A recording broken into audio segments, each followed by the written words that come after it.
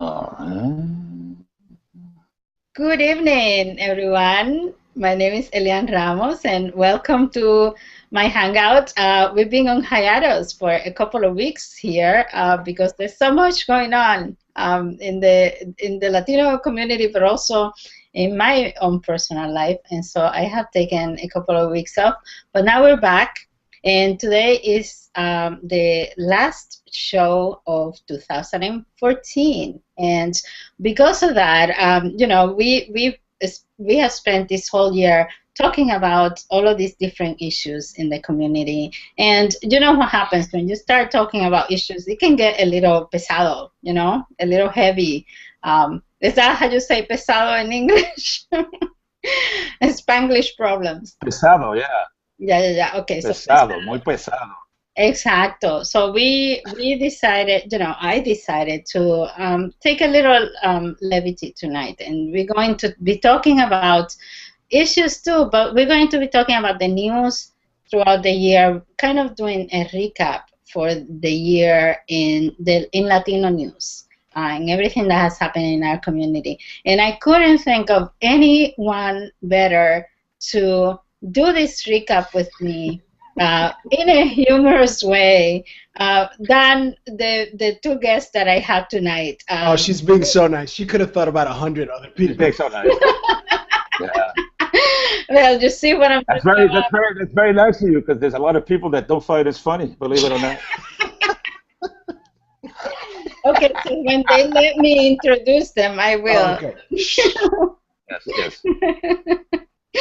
Well, you might know these two bocones that I have here tonight from their show, their podcast, Robles and Rosado. They are the duo dinámico, the dynamic duo of comedy, and they have the very popular podcast every week. Robles and Rosado, Mike Robles and Pedro Rosado. Welcome to the show, guys. Thank you. Thank you for having us. Thank you. It's nice. It's nice to be here. But I want to clarify one thing though. Go ahead. Mike does the comedy. I just laugh on the show. That my job is just to laugh through the whole thing. That's all I do. I love it. I do too. And this No, is, no, no, no, no. He does the comedy, and I do the intellectual. Yes, nice. Very nice. Actually, you know what? You know what? I feel bad because here you are, Leon. I mean, look at you. You look so beautiful this evening, and look at the background. I mean, thank you. look at all those books. There's a woman who's got. Look at that. Look at that. Look at all those books. An intelligent woman. Look what I got. A light switch. Yeah, I just got a bare I got a wall. light switch as my background. Yeah, yeah. And you got books. I got a You're light switch. on. You're on, Mike. That's what it Right. That's is. you're on. Yes, you're on. And so we started a little late because we're on Latino Standard Time. Yes, we are Latino Standard Time. Exactly, That's but right. I want for you to first to introduce yourselves. Talk to me about what you do and how you two came together to work together, because there may be people out there who don't know who you are, and I want everyone to know who you are. Okay, Mike, you want to Go go? ahead, Pedro. All right, I'll take it. I'll take it. Uh, Yeah. I'm Pedro Rafael Rosado. I am a news person, I guess a journalist, news personality. I work for the New York Times during the day. I have been doing web radio and podcasting since 2005, 2006. I'm a big fan of the medium.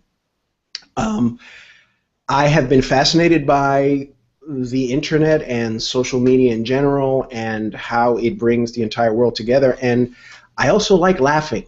I guess you guys can tell that. I like to have fun.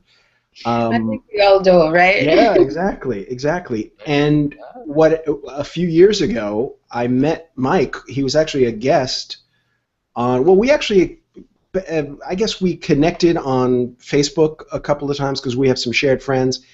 And then I've told the story a couple of times. I was helping Mike develop his own show. He was picking my brain and figuring out what we can do, and he was a guest on one of my shows. And then he just came out and said, well, why don't you just co-host the show with me? And I was like, yeah, sure, yeah, let's do it. And the rest is history. We've gotten into trouble. We've gotten people mad at us. We've had some great guests, but it's been one heck of a ride this year. Awesome. And Mike, That's do you have right. anything to add to that? Yeah, I'm Mike Robles. I do my stand-up comedy. I produce shows. I produce Que Locos, Local Comedy Jam. I'm all about showcasing Latinos in the comedy field. And yeah, so the podcast thing, which I always wanted to do, I picked Pedro's brain. I was going through a breakup at the time, so I said, what better partner to have than Pedro, to fill that void. And we've been inseparable ever since, Elian. Look at him. He knows it. He knows it. We're actually in the same house. He's just in a different room. That's all. No, Okay. but No the whole concept basically was, I said, how cool would it be for a comedian to get together with a journalist, a serious New York Times journalist? I said that's a nice little recipe for a podcast, and the rest is history. So that is the beauty of what you're doing, because I'm subscribed to your show, and I love it. You guys crack me up every time. But I love the fact that you combine, you talk about a number of issues that have to do with the Latino community, but you do it with a touch of humor, communicating like very heavy, very serious issues with humor. And I don't know if you have been paying attention lately, but there's been a lot of different studies that say that, the millennials, the new generations, that they listen more to, they watch the Daily Show, they watch Stephen Colbert, and not necessarily like the formal, stuffy news shows. And so I think that what you're doing is something brilliant. So was that the idea all along, or did you guys just, decided, oh, let's do it, and it kind of took off, or how did that come to be? Well, it's funny. We were just talking about that. We were before we came on with you. We were doing our a couple of episodes of our show, and we were at the end of it. Mike brought it up that what we do from the very beginning, and this was very, very specifically a target of what we wanted to do on the show, was we wanted to entertain folks, but also give them not necessarily an educational point of view, but just let them know that we know what's going on in the world, and we're talking about stuff that maybe they need to know. We're not trying to preach to folks, and we each have our own unique point of view on a lot of stuff, but we wanted to keep it real for folks. Mike especially made it the point that if we're going to talk about something, not only does it have to be funny, but it has to resonate with people, that people need to take something away from the conversation. And that's been the point of every single episode we've done. Funny, entertaining, but it's got to let you think about what's going on in the world. Mm-hmm. Yeah. Mike, And it was also, to just voice what we felt without any filters.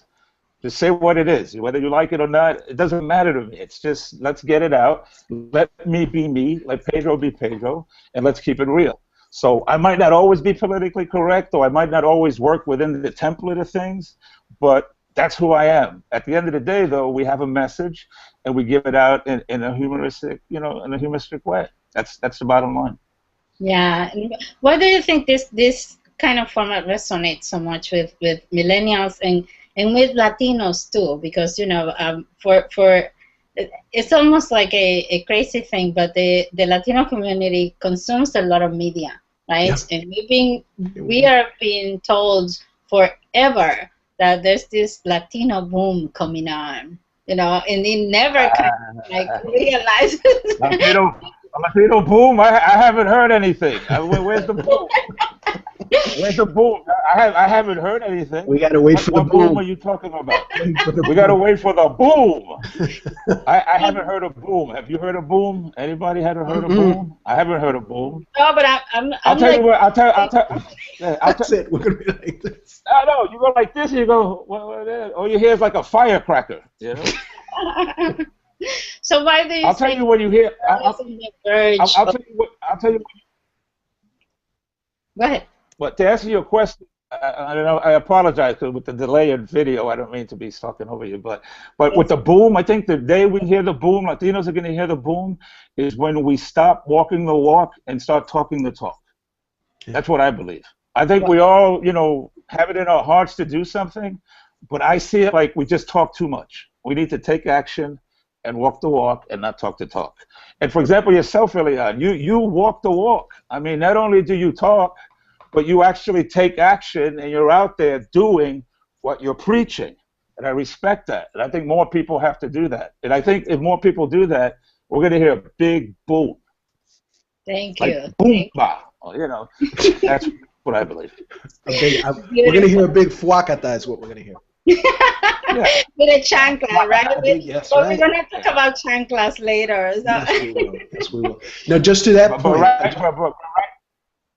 But right now, our bark is bigger than our bite, basically. Yes. Well, to that point, I think that's the thing. I don't think Latinos have realized that we have the power to make that boom. We consume and we consume, but we don't necessarily understand how much power that actually gives us. And when we do, watch out. Yeah.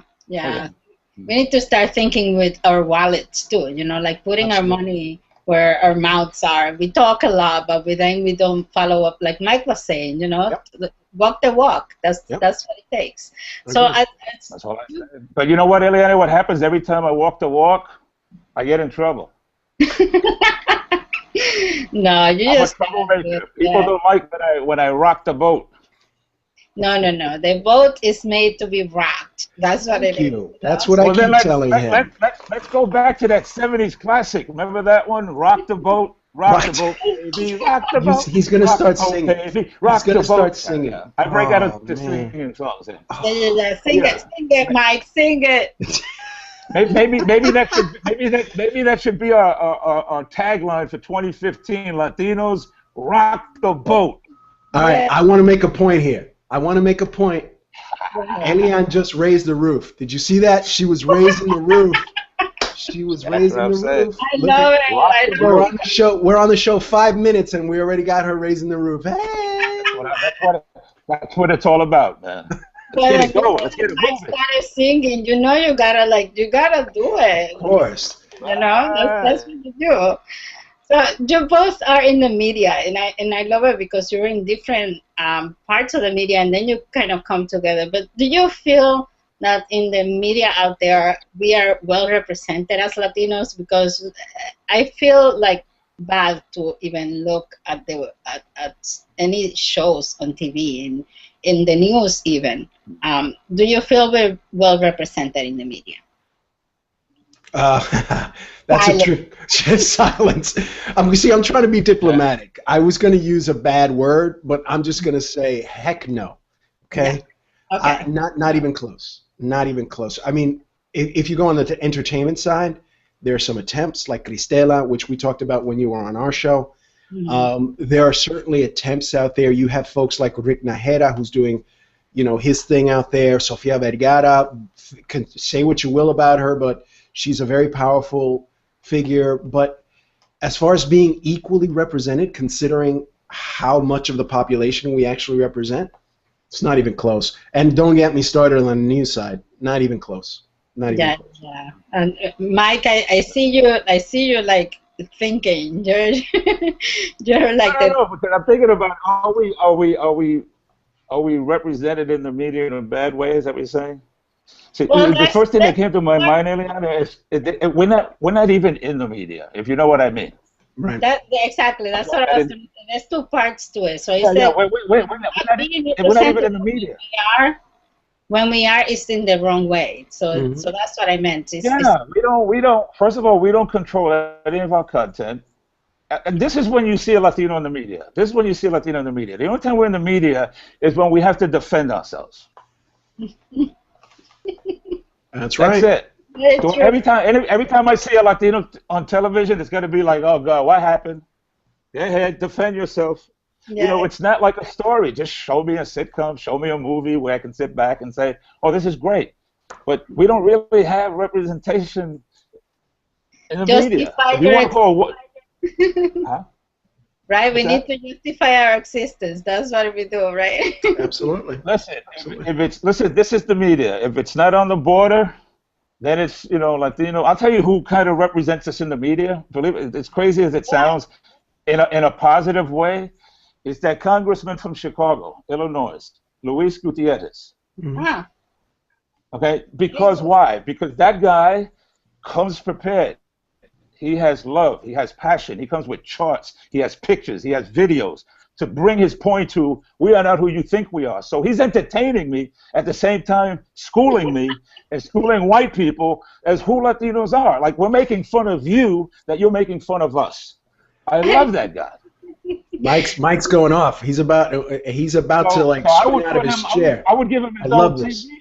I would give him his own TV show. That guy is a positive in the media. I Whether just he realizes it. Gutierrez is entertaining. It's just like a primicia on my show because I love that. What's that? No, did you say that Luis Gutierrez is entertaining? Is that what you're saying? I'm joking. Yeah, well, you know, hey, listen, I'll tell you one thing. You go to Washington. I talk with politicians, and politicians are closet entertainers. They're basically stand-up comedians in suits who are dying to be comedians. And then you have people like me who are comedians who try to make a point like a politician. Isn't that crazy? Like, I'd vote for you, Mike. I would vote for you. But I wouldn't make it. They throw me out of the halls of Congress like faster than you can say arroya habichuela. They wouldn't put up with me, Pedro. Oh my God. I think Luis Gutierrez represents us really well, and he is a fighter. I tell you that he's out there every time, you know, in not just when there's cameras, and that's the beautiful thing. A lot of politicians come out when the cameras are there, but they don't really do anything. He's there all the time, and that's something that you have to recognize. So a lot of respect. If you're watching Luis Gutierrez, we respect you, okay? We're not making fun. No, we're not. Of course. And if you have a problem with it, I mean, I don't care. All right, Luis, you know where to find me. I'm not afraid of Luis Gutierrez. I'm not afraid of him. Oh, but the only other time you see in the media, if you want to call it like represented in a positive light, it's always some papi chulo. If it's not William Levy with his six-pack, then it's Mario Lopez, you know, so that puts pressure on people like me and Pedro, you know.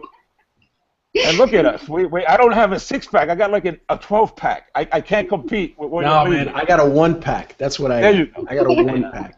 So if you want to call that good representation in the media, then that's it. I don't know. Hey, I got good hair, though. I got good hair. I Look at see. that. Yeah, Look at this. This could be, yeah, you see? This is good TV hair. Good styling. Hashtag. Good TV. Nice. Nice. Oh, man. I want so much went on this year, guys. So I want, you know, we don't have unlimited time tonight, but I want to make sure that I get your impression of everything that's been going on this year. Even today we had breaking news, which was came out of nowhere, you know, but it was like an amazing piece of news. But I want to hear your thoughts on, you know, and I'm going to say a couple of things, and then you tell me, like, really quickly what your impressions are about everything. Sure. Let's talk about Ferguson. What do you think about Ferguson? And why should we care as Latinos? It's a circus, it's frightening, and it could happen to us. Yeah. What about you, Mike? Yeah, no, I mean, why should we care? Because you're talking about the inner city, and this kid's happen to be black, but there's a lot of Latinos also getting, you know, whooped or live in fear of, you know, an encounter, you know, with law enforcement official and all that. So it's a delicate situation, but I guess at the end of the day, when you look at it, I'm not trying to judge the victim. I'm not trying to judge the police officer. What my concern is the judicial system. They didn't work. And as I keep reading different things and new things keep coming out, it seems like it was rigged, or the system is rigged. There's really not a fair balance for us Latinos or blacks, you know, ethnic groups to have a fair shake when it comes to, especially grand jury. If anything has been exposed out of Ferguson, is how a grand jury works. I never knew everything I know now as far as how it works, but it seems to me like, you know, the saying is you can indict the ham sandwich. I mean, if it's that easy and you have a problem, so we need to fix things. So that's why we should care, and that's what I get out of Ferguson, that I think we have to change or fix how this whole grand jury system works. Just for justice. I'm not looking for a conviction. I'm not looking for, you know, who's guilty, not guilty. I'm just looking for a fair shake, man. Yeah. You know, don't put me in don't put me in the game with my hands tied behind my back. That's all I'm saying. Exactly. Don't shoot, right? Don't Have shoot. self-ownership. So, but that brings me to another thing, that brings the whole question about the dysfunction that there is in the system. So the dysfunction goes beyond the judicial system, but it's also there's a huge dysfunction right here in DC. It's the government is not working together as a machine, like it's supposed to work as a well-oiled machine that serves the purposes of the constituents. It's not working that way. So what do you think about the political dysfunction in DC? I'll tell you right now, it's very simple. The interest went from the people to corporations. That's all it is. So I can't look out for you as much as I like to, Elian, because Pedro here got some moolah. And it's I got nothing. I got nothing. It's because you look rich, you see, with that tie and no. And it's legal. There's nothing wrong with it. I mean, look at what just happened a week ago with this whole, what was it, the spending bill? Yeah. You know, this back and forth going on. Now, I don't know how this spending bill you sneak in that the political contributions that companies can make have been increased tenfold. How did that happen? You see, so at the end of the day, to answer your question about this dysfunction, I would say the day we get corporations out of Washington is the day we'll see change. I don't see it happening before that. I mean, I don't know. Yeah, I don't mean to get serious on you, but seriously.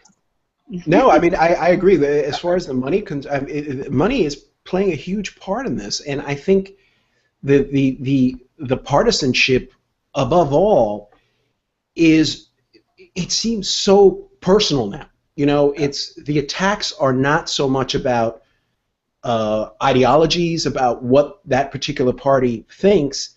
It's more about we need to get this person out. We can't have that person in office. I'm not getting what I want, so I'm not going to vote for this particular bill. It seems very, very personal. They're not taking into consideration what their constituency wants. And that goes for the president, that goes for the senators, that goes for, I mean, it seems to me there's a real focus, and again, I'm no political expert, but as someone who reads this stuff and lives in this stuff, it's more about holding on to power than doing what the people want. And that's when you combine that with the money issue, that's a very dangerous game. Very, very, very dangerous. And not only that, it seems the only time that they speak up, I know, because the silence is deafening sometimes when it comes to issues, but the only time it seems they speak up is when it comes to terrorism. In other words, when they talk to the people, it's about, we're going to protect you. This is what we need to do.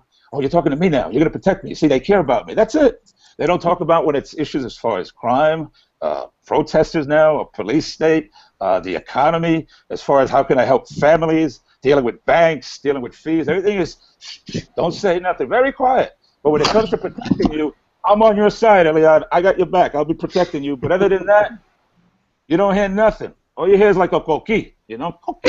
Yeah.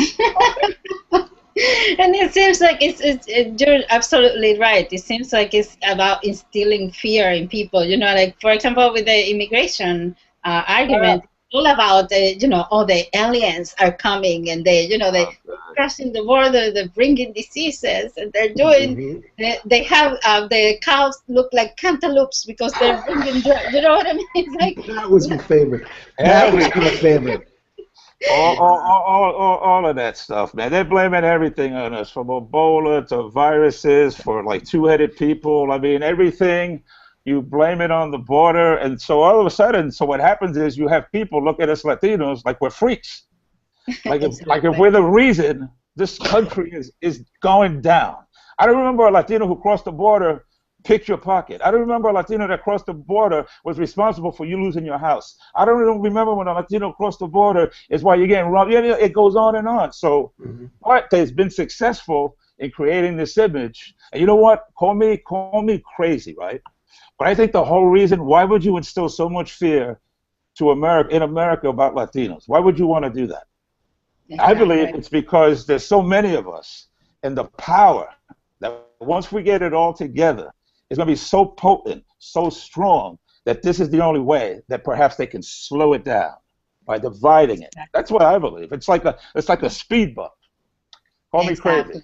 Maybe I'm watching TV too much. I don't know. Maybe I'm watching too much of the Huffington Post, or maybe I'm reading too many blogs on Latino rebels. But there's something in my head that's just saying there's got to be something else. What do you think, Pedro, about immigration? What do you think is really going on there? Because it's not just about immigration. No, it's not. It's absolutely not about immigration. It is about fear. It is strictly. It's more fear mongering. It's more about. It's been happening for decades. The sad part is now it's the Latinos' turn. Mm-hmm. There's misconceptions about who we are, what we are doing here in this country. We're an easy target. I mean, to be perfectly honest with you, a lot of times, and to Mike's point, we don't speak up because we're afraid to, or we don't push back when it's the right time to push back. Sometimes we're a little too easygoing for certain things. And as far as the immigration cases goes, listen, this country was built on immigrants. It's on the Statue of Liberty. You know, the who idea. Who are the original mojados, right? Exactly. Who are the point? What drives me crazy is when I hear people who are from immigrant backgrounds yelling and screaming about, oh, those aliens, they're going to take our jobs. I mean, your grandparents were aliens. They were those same folks. It's just about fear. It's about ignorance. It's about misunderstandings. Man, every immigrant family I know works their asses off, period. So. And here's my question. Call me again. Let me just ask. I mean, like, seriously, this is America, most powerful country in the world. We are. We're the most powerful. USA. You mean to tell me, if it was that much of a serious problem on the border, you mean to tell me this country, if we wanted to secure that border, we couldn't do it? We couldn't do it. Is that what you're telling me? So in other words, America, as strong as we are, you cannot secure, I don't know, miles of border? Come on. It's all about chi-ching. That's what it is. I mean, look, when they first built the border, they built it short. Mm-hmm. You remember that? Mm-hmm. Yeah. For how many billions of dollars? And then when they built it short, not only that, they built the border, and I don't know how many miles of it went into Mexico. So they had to knock it down, right? Because obviously whoever was doing it must have been handy-mandy because he messed up. And you gotta bring the border back on our side. We can't put the border on the Mexican side because the Mexicans will get upset. So here's a couple of more $1 billion. Bring the border this way. I mean, it's all about moolah, money. But I understand that. But what the big problem is, the disguise of this whole thing is, we're the ones. We're bad. We're the reason. Latinos, no, Mexicans are the reason why we have all these problems. And if you ask me, that's nothing but a whole load of chupacabra caca. Yes. We didn't want to be that graphic, Mike. You know. I guarantee you, that's the first time on her show that sentence ever been said. Yes, guaranteed. So you got a primicia here, first time ever on broadcast Google Plus. On Google Hangouts. So we've been talking about all of these different things, you know, the Ferguson, the immigration, all of these different issues that have been making the headlines all year. What issue, in your opinion, is the top issue of the year, or the top news item of the year? What wins it all? The top. That's a good question. Like the top worst story, you mean?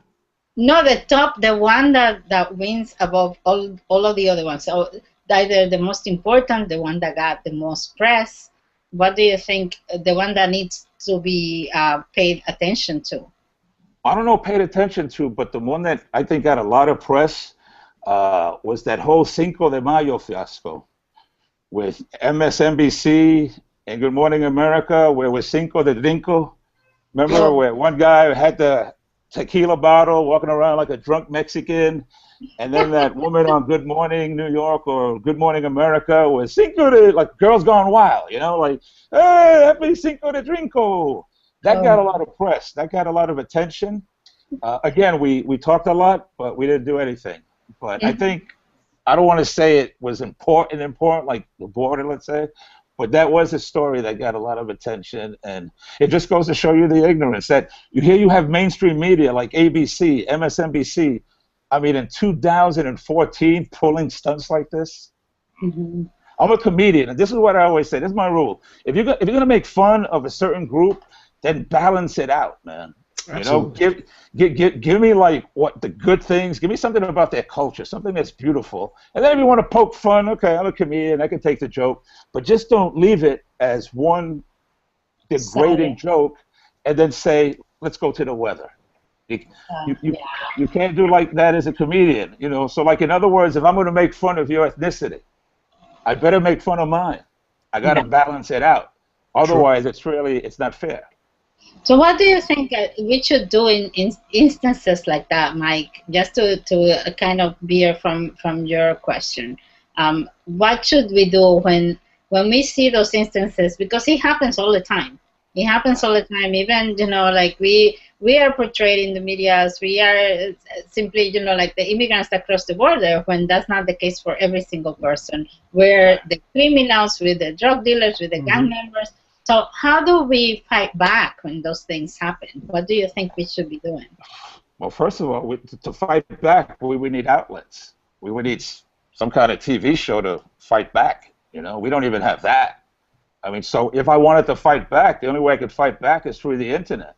Maybe get together and write some funny jokes and fight back at you, or what we're doing now. We're talking about it. We talk about it on the podcast. I make fun of it. I poke fun of it. And then that's my fighting back. But we don't reach the same amount of people. Like if I was on ABC fighting back, or if I was on Comedy Central fighting back. So I could fight back, but how many people are going to see it?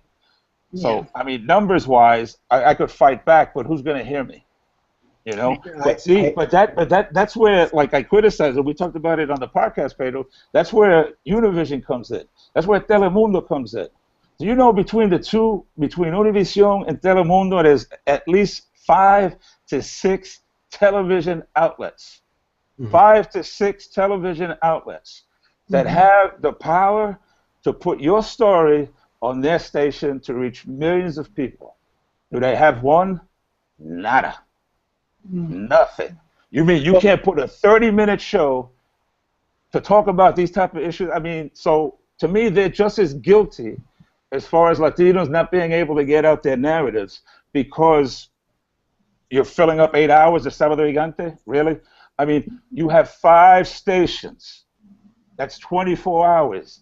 Do the math. You can't get me one 30-minute slot. To expand on that point, though, it's one thing to get the stuff on the air, and I agree with Mike 1,000%, but it's also the Latino community supporting those products. If we put the show on the air, watch it.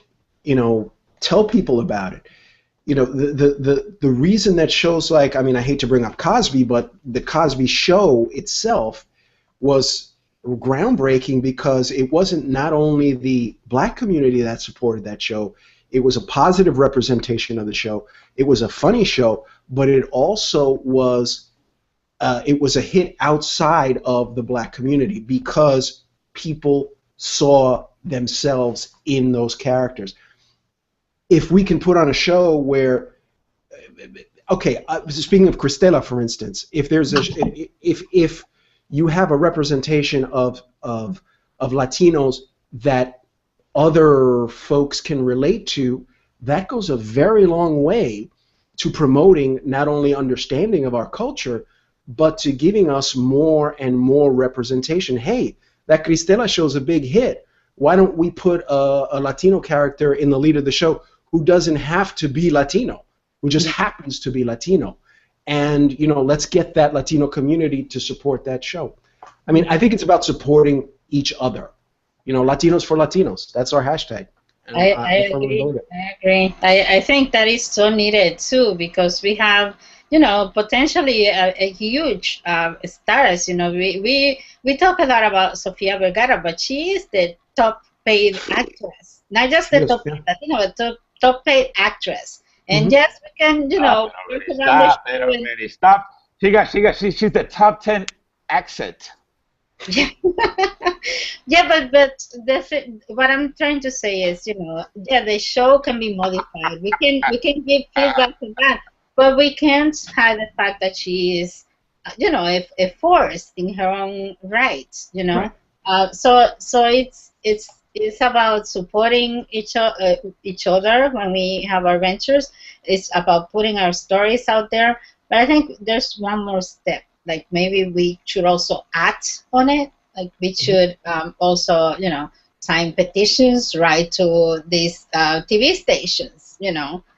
Take this off the air. This is very very disgusting. We don't want to see this kind of portrayal about Latinos, and that the force of the community behind those kind of things is what's going to put, because you can talk online about everything, Sure. but that can only go so far. You know what I mean? You have to take control of the issue. You have to, Not only that, take command of the narrative. Yeah.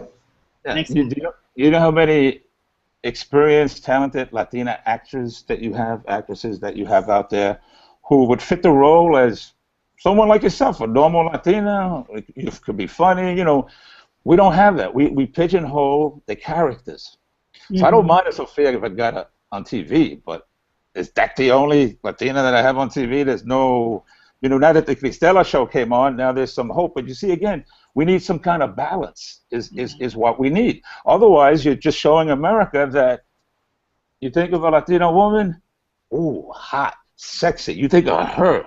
But that's not the only Latina woman that exists. There's other Latina women who are completely different than Sofia Vergara. Can I get to see them on television? Well, that's why I wish the Cristela show gets as much support as possible, because I think she would be the complete opposite in terms of characterization of someone like what Sofia Vergara's playing. This is an educated woman. She's a lawyer, who's dealing with her family issues. There's very little stereotyping in her character. Granted, some of the other characters she might leave a little bit to be desired, but the Cristela character herself is someone to be admired, and I think that is a positive direction. If there can be more of those and less gangbangers, more of those and less, pregnant teenager that somebody has to save, that type of stuff. I think it's a good start. I think it's a very good start. Yeah. So Yeah. hopefully that'll change. But Sophia can do what she wants. God bless her. She's making tons of money as that character. Yeah. God bless her. What I'm saying is, I'd like to see other Latina women. I'd like to think there's other Latina women that exist in this world who doesn't fit that mold. Yeah. Yeah. I And mean, there's 50-something million, right? that's right. There has to be. 50-something million Latinos here, and we're all different, and we all have our own different personalities. We're definitely not homogeneous. When people tell me the highest paid actress, what does that mean? Like when someone tells me J-Lo is one of the highest paid Latino women, what does that tell me? She's all about booty. We both know that. Let's keep it real. So okay, she makes, I don't know, $500 million off of her booty. Good for you. But you know what? Girls Gone Wild also makes $500 million from their videos. What does that say to me? You're not telling me anything. Just because she's making money, that means she's successful. So at the end of the day, she's got her brand. Again, Hallelujah. another first. Girls Gone Wild on Elian Ramos' show. Ay, Dios mío. I'm getting all kinds of color here. Yeah, so what I'm saying is it doesn't mean anything to me. It doesn't. It really doesn't. We're talking about the Latino experience. Let me see some more. That's all I'm saying. Let me see some more. You know what? To go back to the question that you were asking about the biggest news stories, I think what happened this week has to qualify as one of the biggest news stories for Latinos. I think maybe ever. The fact that Cuba is now we're normalizing relationships with Cuba. That's a big story. I mean, big story. You know how shocking that was? It was so shocking. It even woke up the Cuban inside of Marco Rubio. That's how shocking that Cuban news is. The guy forgot he was Cuban until Obama came out with that announcement. He goes, Chico, coño, ¿qué está pasando aquí? Even Marco Rubio came out in his Spanish. That's how shocking. And that kind of came out of nowhere, right? Nobody was waiting for that. It did. It came out of nowhere. I was honestly shocked. Like 5 Cubans on a raft, my friend. Nobody saw it. That's how it came in. And boom, guess what? It's here. That's right. That's how it came in. Mike and I talked a little bit about it today. The most intriguing part of the whole thing was not only are relations normalized, there's going to be embassies in place, both Cuban embassies here in the States and vice versa. But the most intriguing thing for me was that the Pope was involved, that he actually brokered. I mean, that was really shocking to me. I mean, how did the Pope become involved? Is he he's a diplomat now, the Pope, or something? Well, yeah, he's the leader of a country, basically. I tell you that Pope, you know, he, speaking of headlines, but the Pope was like headlining the whole year also with the different policies that he's putting in place. So the different I'm not going to say policies, but the different dictámenes. I don't know how to say that in English. But like the different things that he's putting forth for the church that are kind of groundbreaking, you know, like the fact that he's saying that the gays are welcomed in the church. So, you know, but does he mean it? Does he mean it? You know what? I think he does. I honestly think he does. You know? No, I think he does. You know why I think he does? Go ahead, tell me why you mean it. Go ahead. I think he does because he realizes that type of mindset is alienating a lot of people. You know, and why would I want to go to a church that is actively pushing away a certain segment of the population? I want my church to embrace, and you know, and I think it's a really smart move on his part. And smart in the sense, is it the moral thing to do? Is it the right thing to do? Or is it about the money? I think it's all of the above. I think it's all of the above. Yeah, it's obviously moral. Yeah. I agree with you, Pedro. And I think, for example, you know, I think the Pope before this, he has a history of being involved in social causes. So read his biography. So, for example, he supports the nuns in the bus. I just saw this like in this week. Yep. That he supports the nuns in the bus who are activists. They're feminists. They're like very proactive women that fight about, you know, women's rights and all of these things. And he voiced his support for them. He's talking about dogs going to heaven. You know what I mean? So he's talking about all of these different things. Isn't that great? So I can look forward, because I know I'm going to heaven, you know. So I can look forward of getting bit by another dog in heaven. That's nice. Ay, Dios mío, you are crazy. How nice is it to go to heaven and just be reminded of the dog that bit you while you were here? I like that. I just think it's smart, because if you seen the headlines, if you've seen the headlines, you know, for the past decade or so, the church has been bleeding people. A lot of people are switching faith. You know, the youth is not really as engaged. So for a papa to come up and be that proactive and that socially conscious, I think that's going to attract a lot of people back into the church. Absolutely. It was shocking. Yeah, exactly. That's what the other Pope was kind of alienating everybody. He was very political. He was a little very status quo. But this one is kind of like shaking everything up. So that can only be positive for the church. No? So much so he's got us back in Cuba. There you go. You know. Well, I'll tell you what, rule number 1 I learned in stand-up comedy: you never make fun of the Pope or Frank Sinatra. Fair enough. I got it. Very true. With all due respect to the Pope, you know, we are kind of like being a little irreverent tonight, but we do respect everyone. Oh, of course. Absolutely. No, well, you know, it could also be, you know what's funny about that story too. You know, you'd say it's a historic announcement, right? But like the number one, you know, what I see on Facebook, the number one thing I see is like, this is the question, like, does that mean we can get like Cuban cigars now?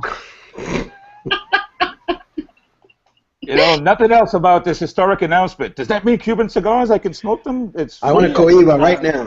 very important to some Let me people. have a Romeo and Juliet. Yeah, that, and I also want to get my hands on a bumper I need for a 1956 Ford Thunderbird that this guy Carlos in Havana has. I've been seeing it on YouTube, but I've never been able to get it. But now that we have relations with Cuba, I now could get my hands on this 1956 bumper on this Ford Thunderbird.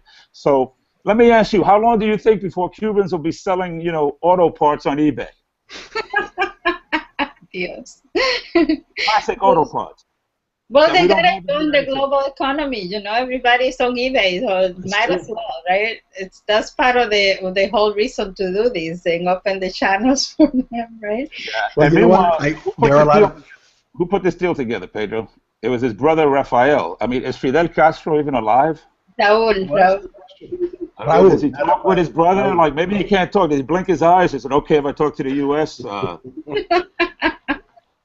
Two you know, yes, it's one for funny. no. Well, the funny thing is that okay, Raúl can make the deal, but Fidel can keep his bona fides. You know, he didn't sell out to the Americans. My brother did. So all right, that's fine. That's fine. Wow. Bottom line is, it's about what they're looking to do. The Cubans specifically is to be like China. You know, they're embracing capitalism. You know, it's what the other communist countries have done. So it's their turn now. Well, I'll It's tell you about what. money. It's about money. You know how much Latinos love dominoes. Cubans love dominoes. And what better than a domino game with a little side domino pizza? You know, that's what's going to happen. It's not going to be too long before you see domino pizzas at domino games in Cuba. Mike. That's what's going to happen. Domino's and el domino malecón. pizza. There you go. Starbucks. And the Starbucks, Papito Bucks, I'm telling you. Oh my God! Well, we all gotta go down there. The thing is, they're not giving tourists us just yet, but we all gotta go there before it becomes, you know, McDonald land again. I'm dying to go. I've told them at my day job, if they open up a bureau down there, I'm there. I'm going. I'm dying to go. I'll tell you what. You know how many Cubans now in Miami are going to their safe and pulling out that little piece of paper where they buried the money? They're gonna go. Yeah, they're gonna go back and get it, Pedro. That's wrong. That is so wrong, Mike. Oh. There's a lot of money to be dug up, my friend. We're going to food after tonight. I just know. No, you know what? Mike's making fun of it, but there are a lot of angry Cubans in Miami right now. I mean, there were protests, spontaneous protests that came out. He joked about Marco Rubio. He was out there really, you know, letting Obama have it. I can't imagine this was unexpected, but bottom line is there's just too much money involved here. There's too much political capital involved here. So, you know, this was bound to happen. I was surprised that it happened this week or today even, but it was eventually going to happen. You could see the handwriting on the wall. Yeah, I think it was a birthday present to the Pope. Because yes, it's his birthday. It's a birthday. It's a birthday. But also, if you look at it, the policies are old. They're based on old events that happened. You know, the Cold War. How long has that been since it ended, or supposedly? Right. So you know, it's kind of moving on and maybe bringing all of those, like all of that history that's kind of dragging there, bringing it up to date, and maybe working it so that it fits within the modern context, right? Mm-hmm. Mm-hmm. That's absolutely true. But here's where you have where it doesn't make sense to me, right? The reason you had this revolution in Cuba, right, was because supposedly, right, you had corporations, corporate America was dominating the Cuban economy. That's what led to this whole revolution, as far as I understand it. Mm-hmm. Now you bring it back with this announcement. It's like bringing back an old girlfriend. Why would you do that? Yeah, that's a very valid point. That is a very valid point. What do you think is going to happen now? It just doesn't seem to make sense, but you know what? Nothing wrong with having friends. The more, the merrier, right, Pedro? Maybe they just did it because they like the Pope, you know? That's it. It was all about the Pope. They know to the Pope. I didn't think of that. They did it for the Pope. Yeah. They did it for the Pope. Yeah. I mean, maybe it was just like a ceremonial thing, and nothing's really gonna happen. But you know, tomorrow we're gonna go back. Tomorrow we'll hit the Cubans again. No, That would be great. Any type of time you're in a situation where you're trying to convince someone, like Eliana, flip it, like, do it for the Pope. Do it for the Papa. Exactly. I ain't gonna do it. Yeah. Hey Pedro, you have $100 you can lend me for Christmas? Come on, do it for the Pope, bro. Do it for the Pope. Do the right thing. Exactly. That could be the new argument on Friday. Listen, leave the people at the border alone. Do it for the Pope. That's That's screaming meme all over, Mike. That's absolutely true. Do it for the Pope. I ain't gonna do it. Do it for the Pope. That's you know what? I'm going to do that every time I talk. If I don't get my way, I go, come on, man. Do it for the Pope. I'll let you know how it works out. Today, it's a great idea. I think you should make a meme.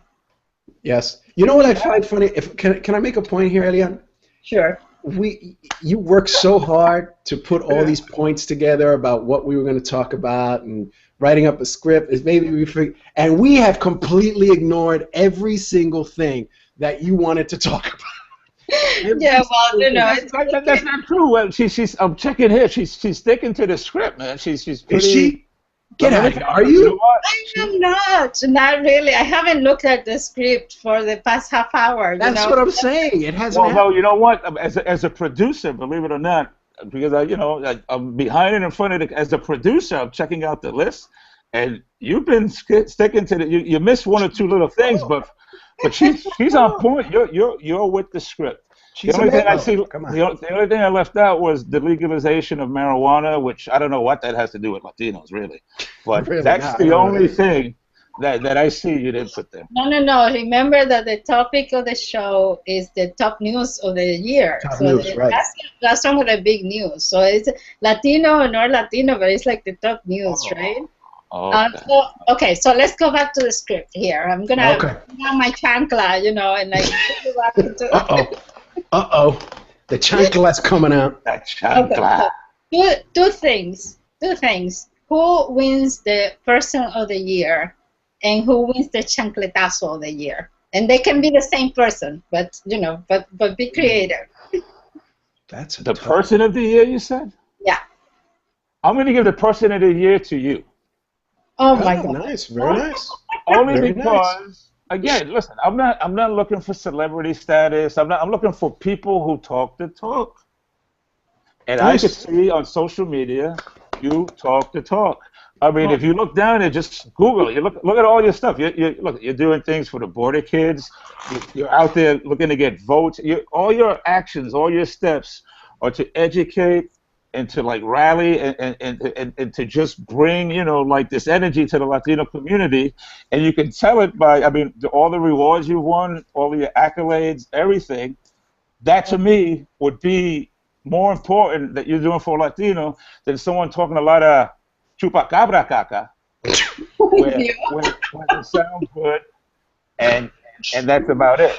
So I'm not saying it was so nice. You were saying something so nice. It was beautiful. I know. I said Eliana Ramos, and I said chupacabra caca in the same sentence. Three times now. But I would give that. I would say you. That's Dios. Yeah. And I want to make a parenthesis here and clarify to everyone that I'm paying Mike to say all of this. So Mike, I'll send you the check after this. People, now you know how politics in Washington work, baby. Nice. Now you know how it works. That's how politics. So I really mean that. So that would be that. Now, the other one was. Thank you. You're welcome. The other one was the chancletazo of the year. Yeah. I would have to say it's a tie between J-Lo and Sofia Vergara. Wow. Because when you look at both of them, the first thing I want to do is grab a chancla and go, toma, toma, toma, toma, toma. That's my first impression. Wow. So the chancletazo is not for a bad thing. It's actually a good thing. Okay. All right. I don't even want to know. I don't even want to know.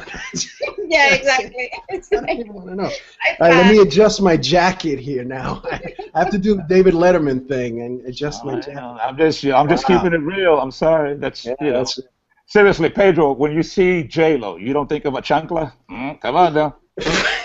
Come on now. Wow! Look at that time. Wow! Wow! Yeah, time is flying by here, huh? Yeah. So anyway, that's my 2 cents. How about you, Pedro?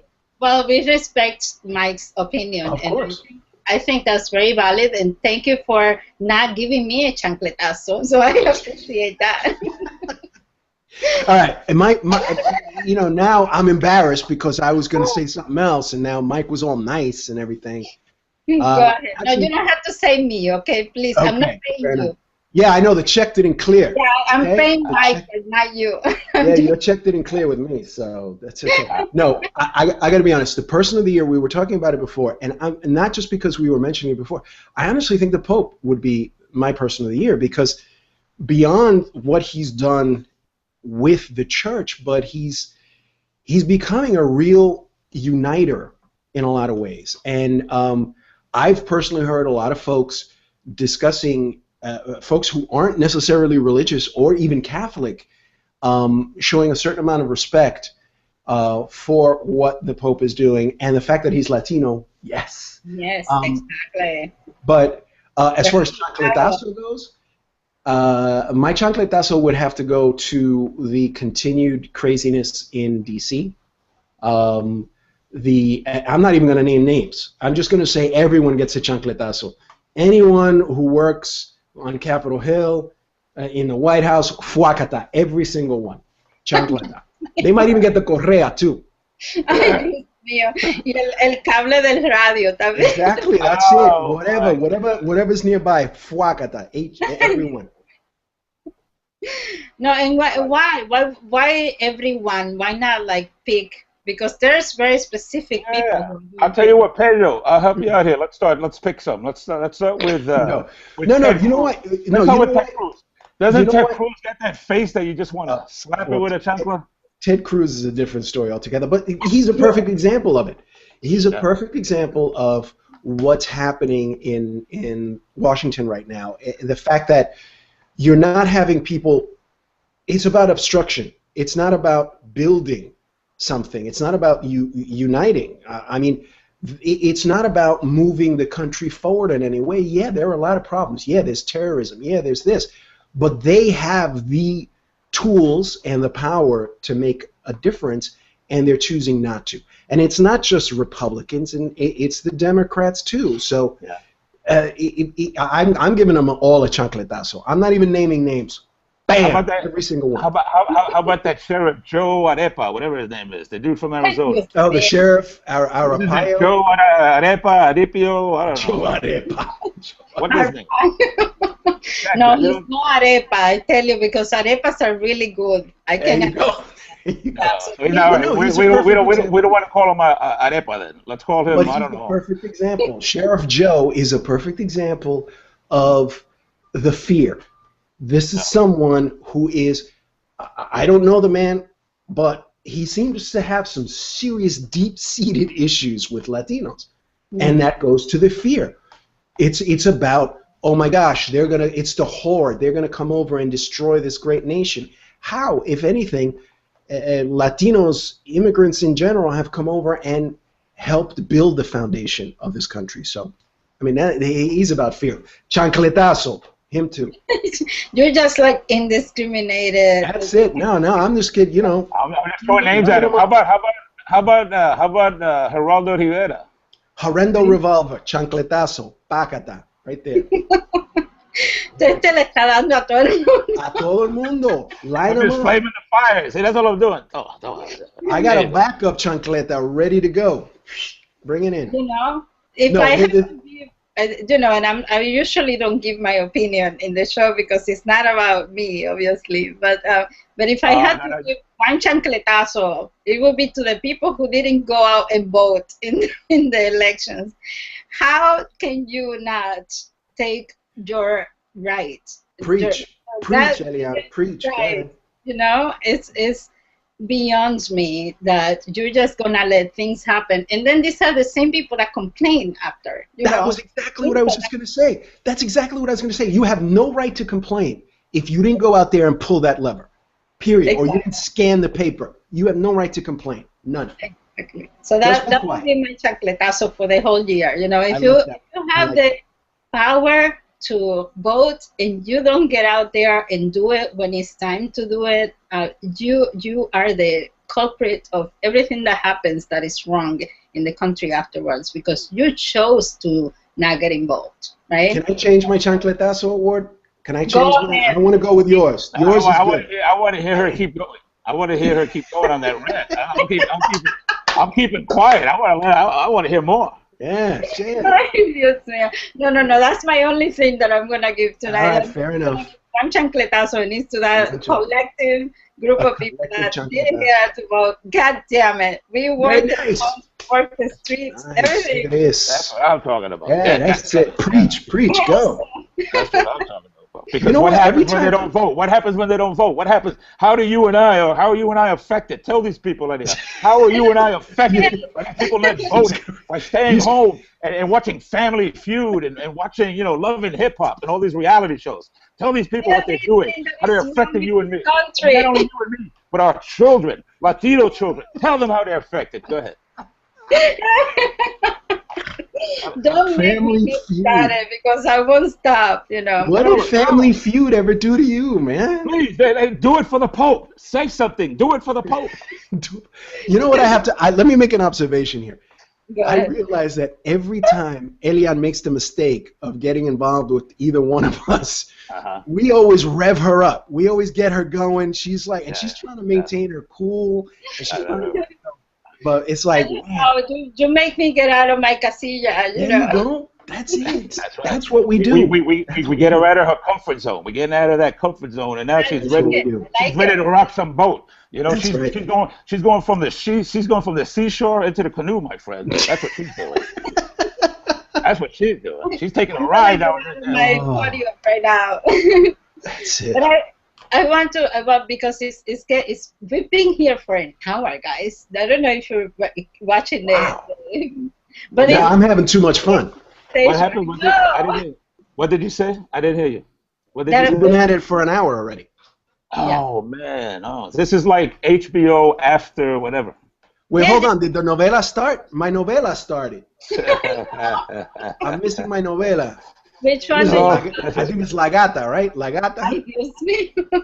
Todavía La Gata. That was when I was little. That they had La Gata. No, they got a new one.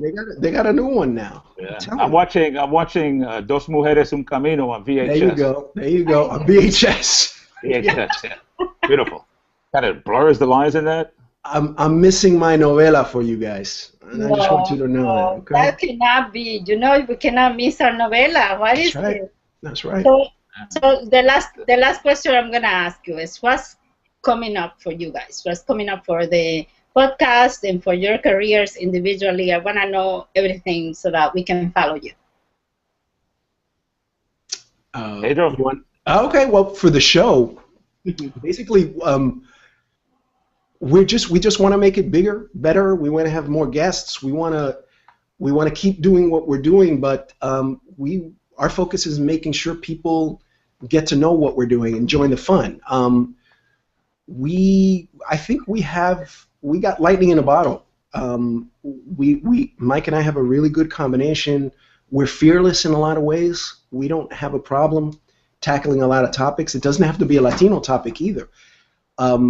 I think we just finished what we are calling our first season. When we come back, we're going to have bigger, better, stronger. Yeah, beautiful. It's going to be fun. I love that. And you do have magic in a bottle. It's that chemistry that we were talking about in the beginning, We just continue. We're like going to serious type, and Mike is the one that gives chancletazos to J-Lo, and that works. That's just one of my many talents, okay? Just one of my many talents. I also, do other things. No, the podcast is a lot of fun. We do have lightning in a bottle. People love it. And we're just trying to find that audience. I don't know if it's the millennial audience, the college kid audience. Just, because they're open-minded. You know what I'm saying? They're just not... They don't have knee-jerk reactions. Most people, you say something and they're already writing a blog about it. He said this. He said, take the time to listen. What did he say? It's almost like if I do a 30-minute performance, don't tweet every joke I just said. Yeah. Let me do my thing. And in the 30 minutes, then write what you want to write. Right. That's what I like about that millennial audience, the college audience, that at least they'll give you the benefit to listen and then respond. So, you know, with the podcast, that's what I was telling Pedro. I hope that we do finally connect with that audience, because I believe then that will take us to a much different level as far as the podcast goes. And, you know, other than that, I still do my stand-up comedy, you know, around the country. I love doing my stand-up comedy. I talk about, you know, myself, relationships. I talking more now about political issues, making statements, you know, that kind of thing. So I have fun. Stand-up will always be my first love. And now I'm also into, you know, public speaking, whatever you want to call it. I'm not big on titles, youth speaker, but now I'm going to colleges or youth conferences and speaking to young Latino children, telling them my story, you know, how I pretty much went from the Bronx and, you know, my successes, whatever they are, and what my fears were, what my doubts were, what my obstacles were, and how I was able to overcome that, and inject that with, you know, motivation, inspiration, get them to believe, and talk the talk, take action. And I'm having a lot of fun with that, because these are like 16, 17, 18-year-old kids, and to be able to share my knowledge with them, I think is invaluable. I love it. So I'm doing more of that. Very good. So passing the torch, right? Passing the knowledge down. Passing the knowledge, just to make their life easy. Because I remember when I started doing what I did, it was like, you know, I had a lot of questions. How do you do this? How do you do that? What happens when this happens? What happens when that happens? I had nobody I could reach out to ask these questions, you know. So I put myself in a position that now you have an outlet that if you have a question, and I get a lot of questions from comedians, you know, how do I get a booking? How do I get on TV? How do I write a show? How do I produce a show? How do I sell my merchandise online? You know, how do you, you know, all this stuff. How did you overcome this fear? How do you overcome that fear? And so I said, you know, let me just make myself available to speak and then pick my brain.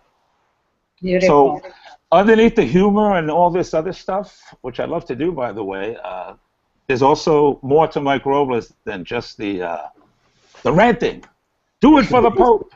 All this other stuff. Do it for the Pope. I'm loving that you promised me that you're gonna make a meme out of that. I'm doing it. As soon as we finish off, I'm gonna make a meme.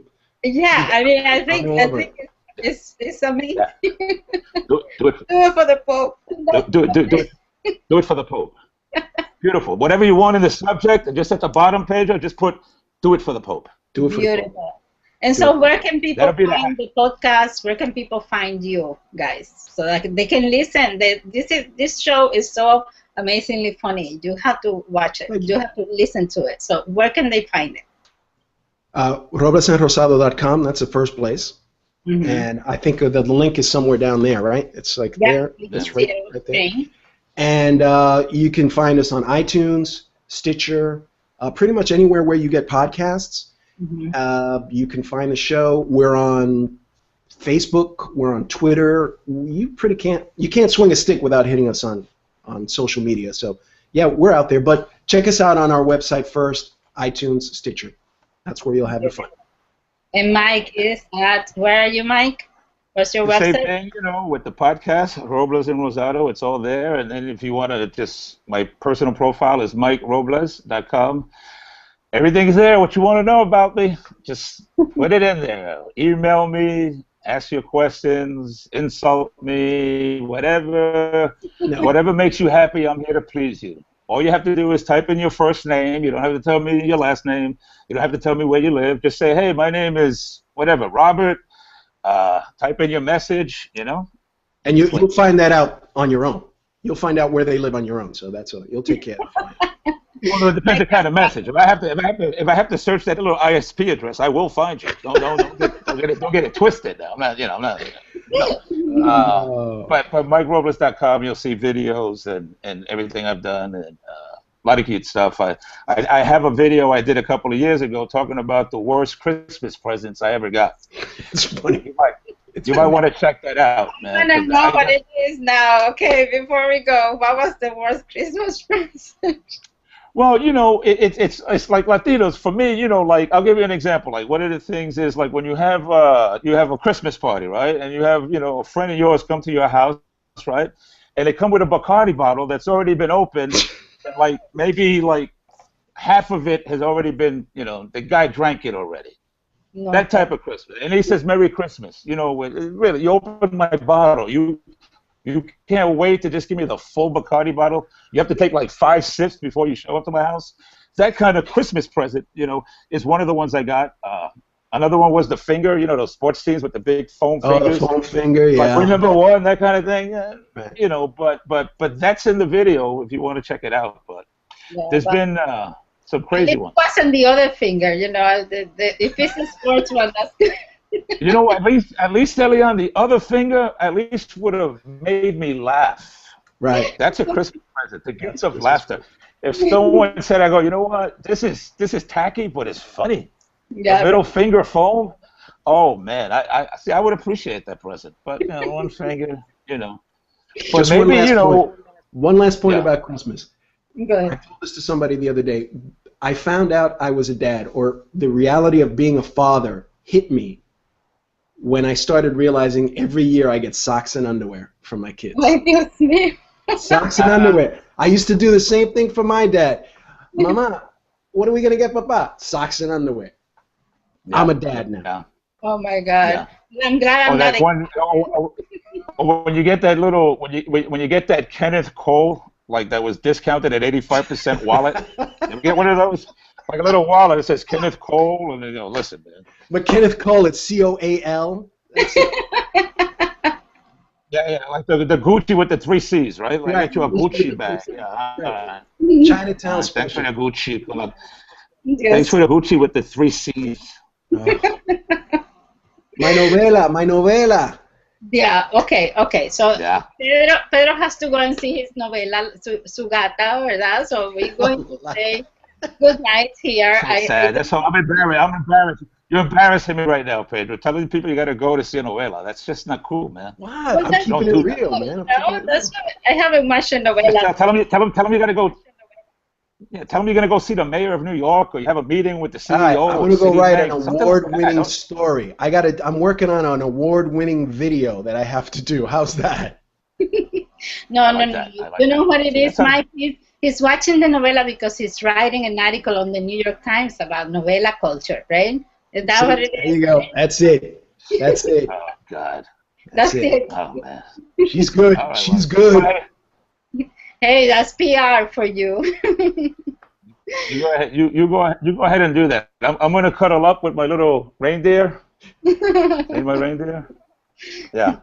And I'm gonna watch Shark Tank for like 8 hours straight. Me and this little thing. All right, so let's wrap I'm up. Mr. Wonderful. Este me va a matar el Pedro because he's missing his novela. So I'm going to wrap up. I don't want to leave without saying to everyone who has been watching this whole year, every hangout that I've done this year, thank you so much for tuning in. I know that not everybody can come and watch live, but I see that you click on YouTube, and that's good too. So if you go to YouTube /Elian Ramos, you're going to find the whole collection of videos for the whole year, including this one. And, and if you go to the website mikerobles.com, if you go to roblesandrosado.com, you're going to find these amazing guys who are here and who are going to give you exactly where Pedro is pointing. They're going to give you now their Christmas message for you. So what is your Christmas message before we go? Oh, that's pressure, man. Pedro, you want to take this one? Christmas message. Christmas. You know what? Honestly, I don't have a Christmas message, man. But you Just, have the reindeer. Come on, make up something. You want me to make? All right. So you got to get serious. Hold on. I'll let you think about it first. You know what my Christmas message is? Yeah. My Christmas message is please forgive Elian. Don't hold it against her for having us on the show. That's what. She usually has people. They talk about smart stuff. And really focused, but forgive her. Come back next time. We won't be on. Yes, man.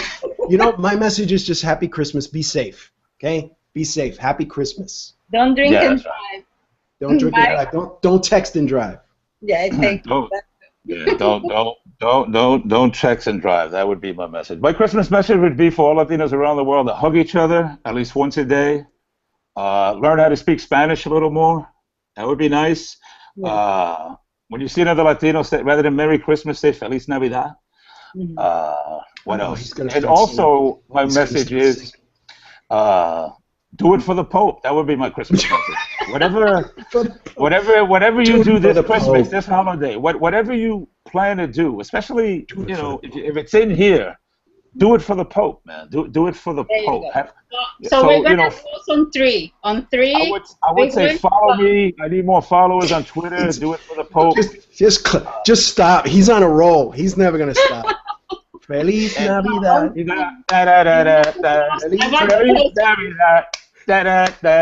Feliz Navidad. Prospero año y felicidad. This is my favorite part. I wanna wish you a Merry Christmas. I wanna wish you a Merry Christmas. I'm gonna go watch my novella. I wanna wish you a Merry Christmas from the bottom of my heart. You still singing? Oh. Dios mío. Well, good night, guys. And thank you. Merry Christmas to everyone. Have a great New Year. And I see you when I see you. All right. Happy New Year. Bye-bye. Don't forget, do it for the Pope. Do it for the Pope. Do it for the Pope. I ain't gonna do it. Good night. Do it for the Pope.